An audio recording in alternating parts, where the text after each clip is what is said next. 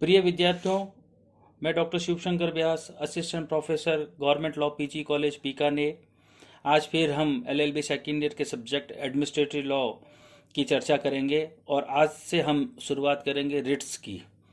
जैसे कि आपको पता है कि हमने अपने शुरुआती व्याख्यान में चर्चा की थी एडमिनिस्ट्रेटिव लॉ की परिभाषा की, तो उसमें हमने कंक्लूजन में ये बात पढ़ी थी कि प्रशासनिक विधि का संबंध प्रशासन के अंगों की संरचना, शक्तियों तथा कार्यों से, उन शक्तियों की सीमाओं से, उन रीतियों एवं प्रक्रियाओं से जिनका अनुसरण प्रशासनिक कार्यों व शक्तियों का प्रयोग करते समय किया जाता है, उन रीतियों से जिनसे उन शक्तियों को नियंत्रित किया जाता है, जिनमें व्यक्तियों को उनके अधिकारों के उल्लंघन पर प्रशासनिक अधिकारियों के विरुद्ध प्राप्त विधिक उपचार भी शामिल है। परिभाषा की अंतिम लाइन क्या कह रही है?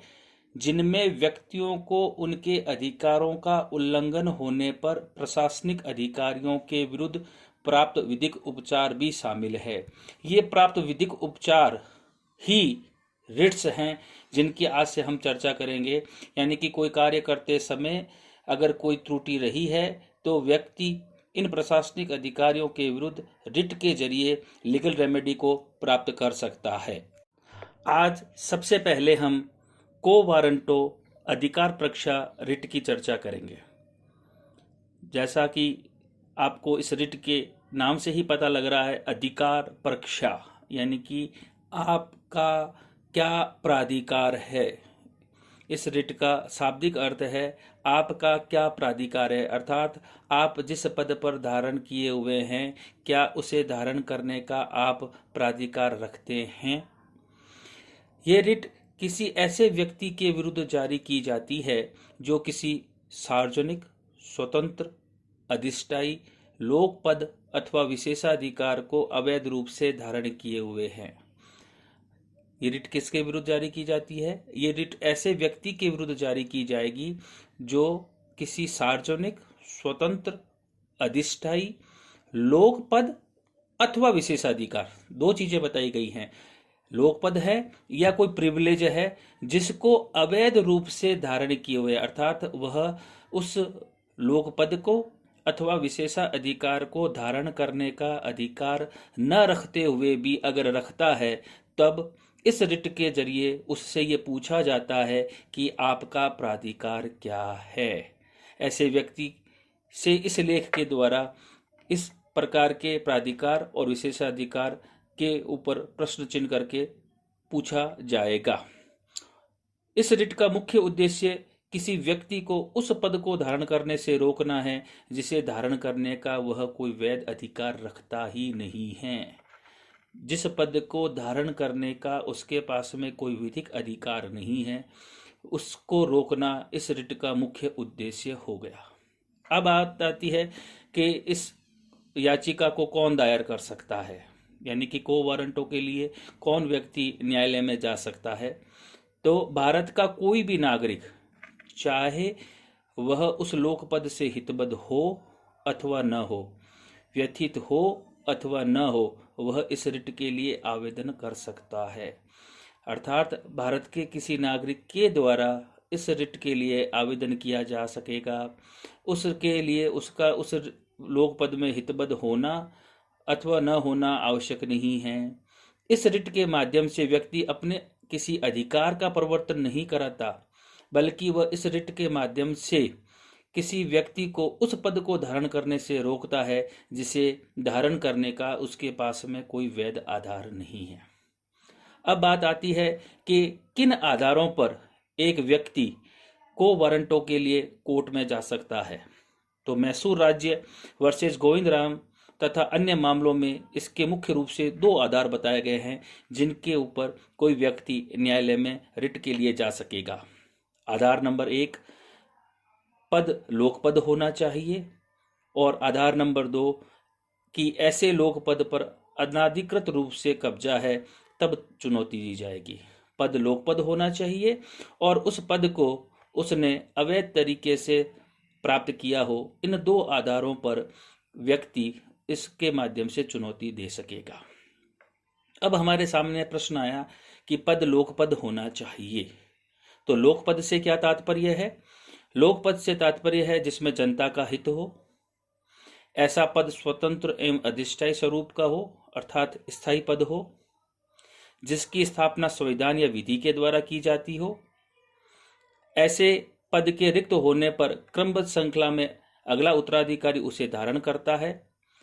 ऐसा पद नियुक्ति या निर्वाचन के द्वारा हो सकता है, यानी कि ऐसा जो पद है वह नियुक्ति के द्वारा भी प्राप्त किया जा सकता है और निर्वाचन के द्वारा भी प्राप्त किया जा सकता है। डॉलर देवराज वर्सेस कृष्ण लक्ष्मण बोरकर के मामले में कहा गया कि ऐसा लोकपद वेतनिक और अवैतनिक दोनों ही प्रकार का हो सकता है, अर्थात जो पद व्यक्ति धारण किया है वो वेतनिक भी हो सकता है और अवैतनिक भी हो सकता है। आधार नंबर 2 कि ऐसे लोकपद पर अनाधिकृत रूप से कब्जा है तभी चुनौती दी जा सकेगी। इस संदर्भ में बहुत ही इम्पोर्टेंट केस है BR Kapoor versus state of Tamil Nadu, जिसे जयललिता के नाम से भी जाना जाता है। 2001 का ये मामला है। इस मामले के तथ्य इस प्रकार है कि जयललिता को तांसी भूमि घोटाले में 3 वर्ष की सजा सुनाई गई। मई 2001 में वह तमिलनाडु विधानसभा का चुनाव नहीं लड़ सकी।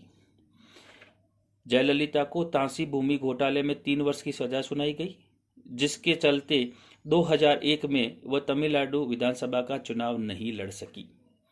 उसकी पार्टी बहुमत में आई और तत्कालीन राज्यपाल फातिमा बीबी ने जयललिता को मुख्यमंत्री पद की शपथ दिला दी। इस मुख्यमंत्री पद की शपथ दिलाने को चुनौती दी गई अधिकार परीक्षा रिट के जरिए। सुप्रीम कोर्ट ने निर्णय दिया कि भारतीय संविधान का अनुच्छेद 164(4) के अंतर्गत राज्यपाल गैर विधायक व्यक्ति को मुख्यमंत्री बना सकता है, लेकिन इस अनुच्छेद में मुख्यमंत्री की योग्यताओं का वर्णन नहीं है। अर्थात आर्टिकल 164 क्लोज 4 ये कहता है कि राज्यपाल किसी गैर विधायक व्यक्ति को मुख्यमंत्री बना सकता है, लेकिन ये अनुच्छेद मुख्यमंत्री की योग्यताओं का वर्णन नहीं करता। दूसरी ओर अनुच्छेद 173 विधायक की योग्यता और अनुच्छेद 191 विधायक की अयोग्यता का वर्णन करता है। अतः आर्टिकल 164(4), 173 और 191 की सामंजस्यपूर्ण व्याख्या करने पर यह स्पष्ट है कि राज्यपाल किसी ऐसे व्यक्ति को मुख्यमंत्री नियुक्त करने का अधिकार नहीं है जो किसी मामले में दोषी पाया गया है और उसे 2 साल से अधिक की सजा सुना दी गई हो। सुप्रीम कोर्ट ने इस आधार पर अधिकार परीक्षा रिट को स्वीकार करते हुए मुख्यमंत्री के पद को रिक्त घोषित किया। ये याचिका कब जारी नहीं की जाएगी? याचिका निम्नलिखित मामलों में जारी नहीं की जाएगी: जहां ऐसे पद को प्रत्यार्थी पुनः धारण कर सकता हो, जहां रिट के निलंबन के दौरान पद को धारण करने वाला अपेक्षित योग्यता धारण कर लेता है तो रिट का जारी करना निरर्थक हो जाएगा। बड़ा ही इंपॉर्टेंट केस है इस मामले में। PL लखनपाल वर्सेस अजितनाथ रे के मामले में अजितनाथ रे को 3 वरिष्ठ न्यायाधीशों का अतिलंघन करके मुख्य न्यायाधीश बनाया गया। अधिकार परीक्षा की याचिका निलंबन के दौरान तीनों वरिष्ठ जजों ने अपना त्यागपत्र दे दिया। कोर्ट ने कहा कि अब रिट जारी करना निरर्थक है क्योंकि अब AN रॉय ही वरिष्ठतम है। दूसरा आधार, जहां नियोजनकर्ता के आशय अथवा सद्भावना को चुनौती दी गई है तो रिट जारी नहीं होगी। मात्र अनियमितता को दूर करने के लिए ये रिट जारी नहीं होगी।